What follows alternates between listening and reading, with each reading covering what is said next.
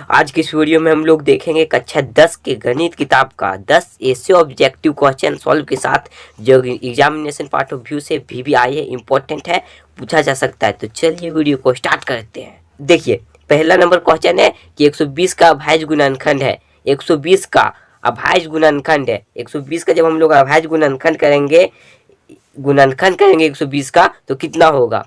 तो 120 तो इसे 2 का टेबल से तो ये लग जा रहा है। तो 2 का टेबल में 12 6 बार में 0 है तो 0। अब यहाँ पे फिर 2 का टेबल से 6 आता है 3 बार में, 0 है तो 0 30 बार में लग जाएगा। फिर यहाँ पे 2 का टेबल से लग जा रहा है तो 2 से। हम लोग यहाँ पे कैसे पता करेंगे कि ये 2 से लग रहा है या 3 से लग रहा है या 4 से लग रहा है। तो अगर इसमें संख्या सम रहेगा, इकाई अंक में अगर सम रहेगा तो आप यहाँ पे 2 से लगा दीजिएगा। अगर विषम रहेगा तो 3 से 7 से 5 से 9 से लगा के देखिएगा। तो यहाँ पे सम में 0 तो सम है तो 2 से लगा के देखेंगे। तो 2 का टेबल में 30 आता है सो 15 बार में तो 15। अब फिर ये आ गया इकाई अंक में विषम तो 3 से लगा के देखते हैं तो 5 दिए 15। ये 2 से लगा के देखेंगे लेकिन लगेगा नहीं, क्यों? क्योंकि यहाँ पे इकाई अंक में 5 है जो कि एक विषम संख्या है। अगर सम संख्या रहता तो लग जाता, विषम संख्या इसलिए यहाँ पे नहीं लगेगा। तो 3 से लगाएंगे तो 5 दिए 15 तो 5 बार में। तो इस तरह हो जाएगा हम लोग का।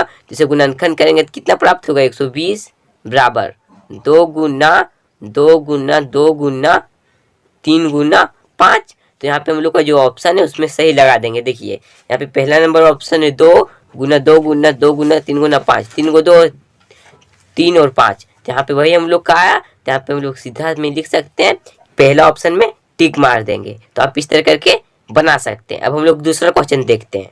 दूसरा क्वेश्चन हम लोग का किस तरह है कि अभाज्य गुणनखंड 2 गुना 2 गुना 2 गुना 3 गुना 3, इसको गुणा करने पर कितना आएगा, इसका मान कितना है। ये अभाज्य गुणनखंड करके दे दिया हम लोग को और पिछले हम लोग गुणनखंड किए थे। तो 2 दूनी 4, 4 दूनी 8 और 8 तिया 24 और 24 तिया 72, 24 तिया 72। तो आप इस तरह करके यहाँ पे दूसरे नंबर ऑप्शन में टिक लगा सकते हैं। और फिर हम लोग यहाँ पे देखिए सॉल्व के साथ तीसरा में कि 6 और 20 का HCF। तो आपको पता होगा कि HCF जो हम लोग निकालेंगे सो 2 तरह से निकाल सकते हैं। एक भागा दे के, यहाँ पे हम लोग भागा देंगे 6 को 20 से और यहाँ पे निकाल सकते हैं, और एक गुणनखंड विधि से 6 का यहाँ पे गुणनखंड करेंगे और 20 का।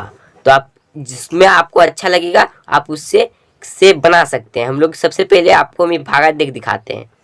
तो 3 बार में 18 बचेगा 2, फिर 2 बचेगा, फिर 2 को भागा देंगे 6 से तो 3 बार में 6।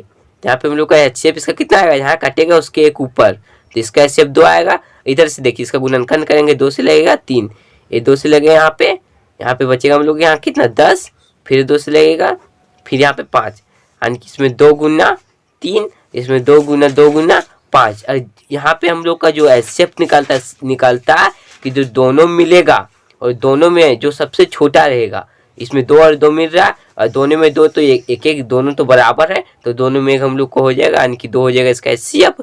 और तीसरा क्वेश्चन हम लोग का तो इस तरह आप सॉल्व कर सकते हैं, इसका HCF में टिक मार सकते हैं आंसर में 6 में।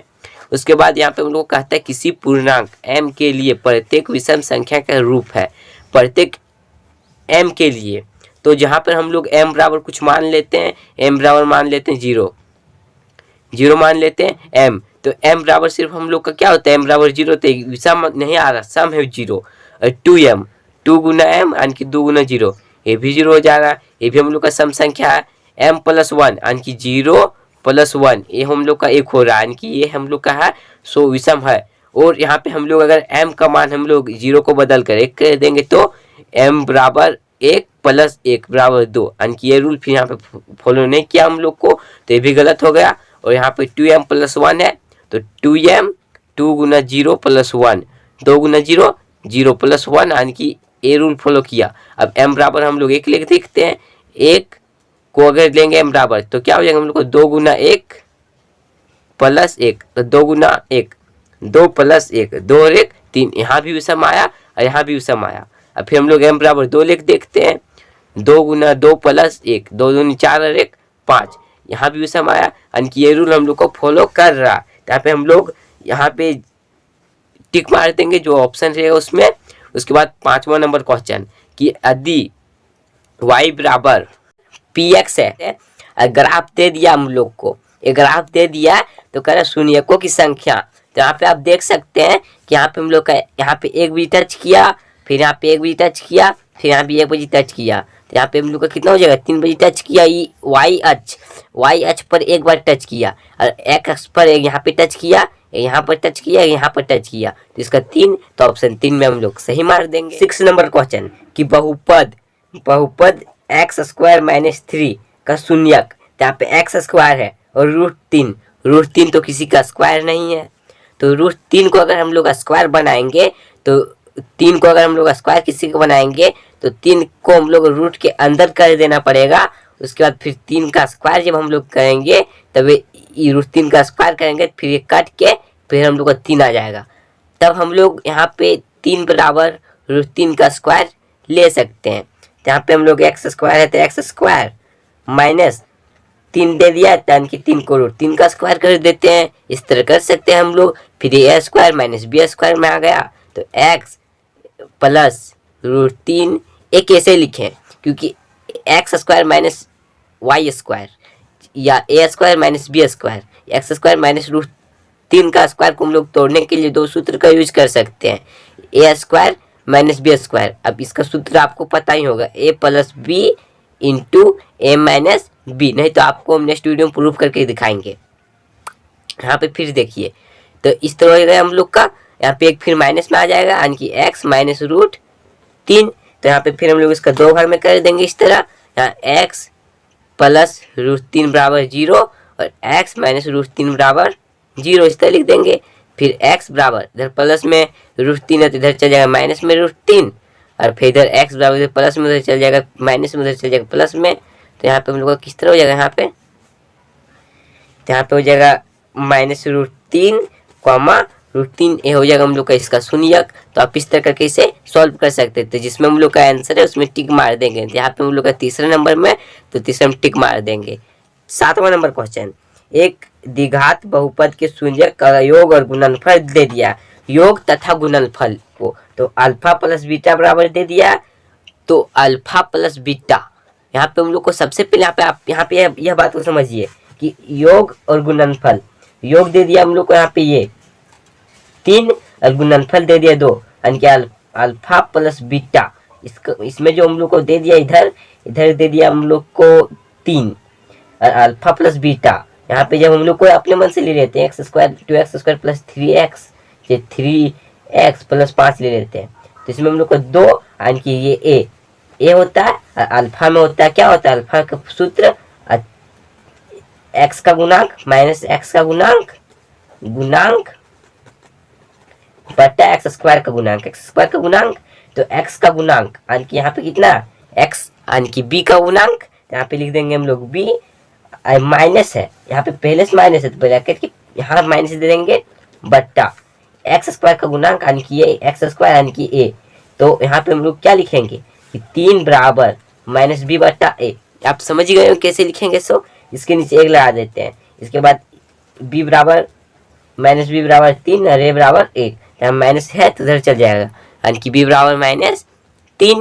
और जब हम लोग को सी निकालना पड़ेगा तो अल्फा इंटू बीटा में, अल्फा इंटू बीटा में अचर पद यानी कि सी बट्टा एक्स स्क्वायर का गुणांक यानी कि ए। तो यहाँ पे अल्फा इंटू बीटा में हम लोग को दे दिया 2, तो 2 सी हम लोग को कुछ नहीं दिया सी, ए बराबर अभी हम लोग यहाँ पे 1 निकालें तो ए 1 लगा देंगे, एक यहाँ कुछ नहीं थे, 1 गुना सी बराबर 2 गुना 1 2, सी बराबर 2। तो यहाँ पे हम लोग का ए बराबर कितना 1 यानी कि एक्स स्क्वायर, उसके बाद बी बराबर कितना -3 यानी कि -3x, बी सी बराबर 2 यानी कि +2, एक्स स्क्वायर -3x +2। तो जिसमें हम लोग का रहेगा उसे हम लोग टिक मार देंगे, एक्स स्क्वायर -3x +2, तो इस पर हम लोग टिक मार देंगे, जिसमें हम लोग का सही रहेगा उसमें हम लोग टिक मार देंगे। अब हम लोग का 8वां क्वेश्चन है कि यदि a1/a2 = b1/b2 = c1/c2 है, तो समीकरण a1x + b1y plus C1 equal to 0 और A2x plus B2y plus C2 equal to 0 का कौन सा हल होगा। तो यहाँ पे आप बुक में भी देख सकते हैं। यहाँ पे देखिए, जब हम लोग का एक यहाँ पे बराबर रहेगा और यहाँ पे बराबर नहीं रहेगा तो ये समांतर रेखा होगा और कोई हल नहीं होगा। यहाँ पे हम लोग लिख सकते हैं इसका कि कोई हल नहीं है। इसका क्या है, इसका कोई हल नहीं है। 9 नंबर क्वेश्चन कि अब देखिए, अब हम लोग 9 नंबर क्वेश्चन देखेंगे।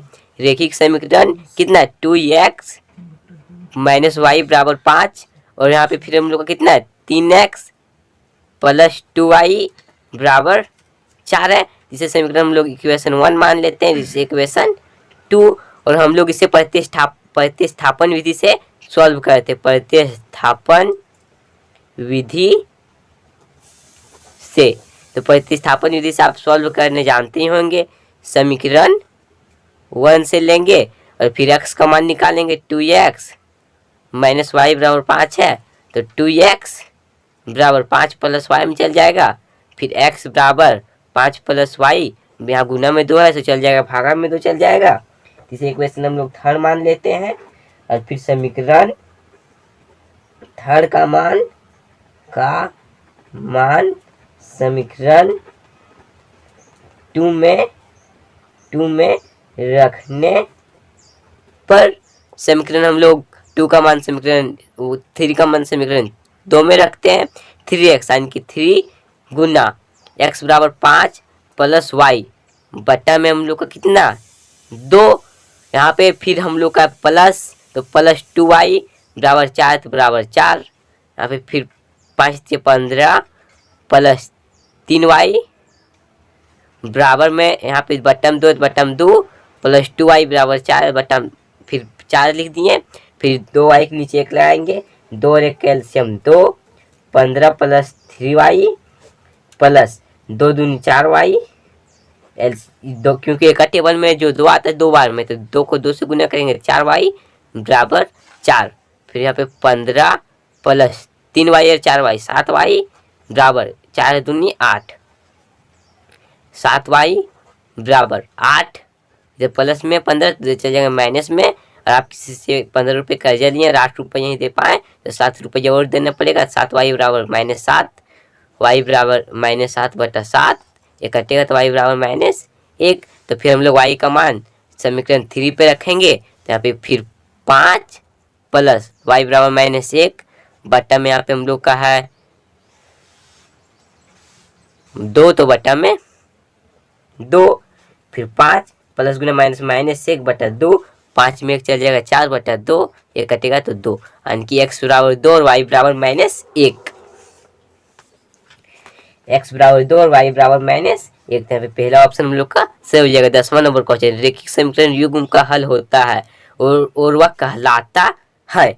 तो यहाँ से आप समझ सकते हैं। यहाँ पे देखिए यहाँ पे क्या कर रहे हैं हम लोग, बुक्स कह रहा है कि समीकरण का आश्रित युग्म कहते हैं। ध्यान दीजिए कि रेखिक समीकरणों का आश्रित युग्म सदैव संगत होता है, तो आप संगत में सही मार सकते हैं। अगर यह वीडियो आपको अच्छा लगा तो अपने दोस्तों के पास जरूर शेयर करें। जय हिंद, जय भारत। फिर मिलते हैं नेक्स्ट वीडियो में, तब तक के लिए जय हिंद।